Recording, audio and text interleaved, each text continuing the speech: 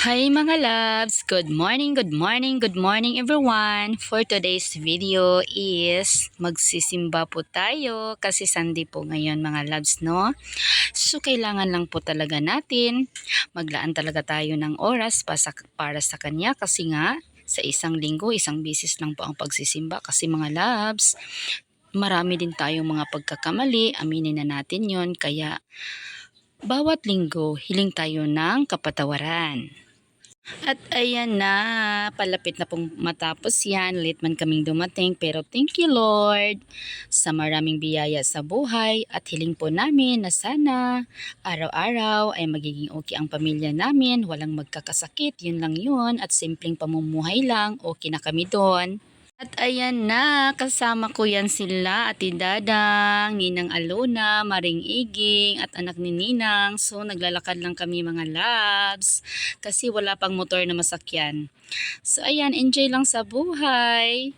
Ayan, lakad-lakad kami dyan sa daan kasi wala pang ang motor, no, masakyan namin. So, maglakad-lakad lang muna.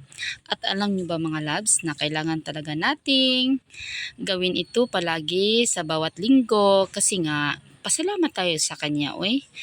Ang daming blessings na ibinigay niya sa atin. So, kailangan lang talaga natin yung pasasalamatan. Pagod man ako kahapon sa pagtatanim ng aking mga luya at pag-arrange ng aking mga bulaklak. At ayan pa rin ako, go lang ng go kasi nga, alam naman natin na nandyan siya palagi sa atin. Basta tawagin lang natin siya, hiling tayo ng kapatawaran, hihiling tayo na maging okay ang buhay natin sa araw-araw. Nandyan siya palagi mga loves, hindi siya nang iiwan. Kaya thank you Lord sa lahat-lahat ng mga biyayang ibinigay mo sa amin, sa aking pamilya. Hindi ko kasama ang aking anak, ang aking apo at asawa niya at asawa ko. Kasi ang hirap nilang dalhin sa simbahan mga loves. Napakahirap talaga mga loves. Alam mo ba yung malilit ka na lang talaga pag isama mo pa sila kasi ang tagal umimik, ang tagal gumising. Ay nako, alis na lang talaga ako na ako lang. Mabuti pa yung ako na lang mga loves kasi hindi ako nalilate. Pag isasama mo sila, ayun, malilate ka talaga. At ayan na, may motor na't nakasakay na kami. Kasya pala kaming lahat dyan mga loves, oy. O, diba? Pa-cute-cute.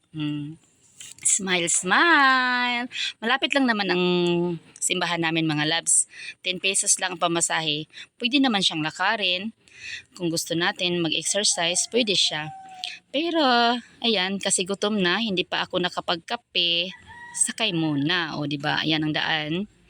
Ayan ang daan sa Barangay Pikalawag mga loves. So, tingnan niyo yan. Malapit lang, diba? So, Pikalawag po talagang address namin. Pero lang, nandito kami malapit talaga sa Dablistone. So, parang Dablistone na rin kami mga loves. So, ayan, biyahe-biyahe si Aling Neda, galing ng simbahan. At pagkatapos ko na naman dyan, magsimba mga loves, no? Tatapusin ko yung trabaho ko kahapon kasi marami pa akong hindi natapos, hindi pa ako nakapagtanim. So, relax muna, magkape muna, kakain muna, bago naman balik sa trabahong napakainit, o diba, kaya naman mga loves. Okay lang naman, sanay naman ako sa init, sanay ako sa pagod, basta ano lang, maging okay lang talaga tayo sa araw-araw.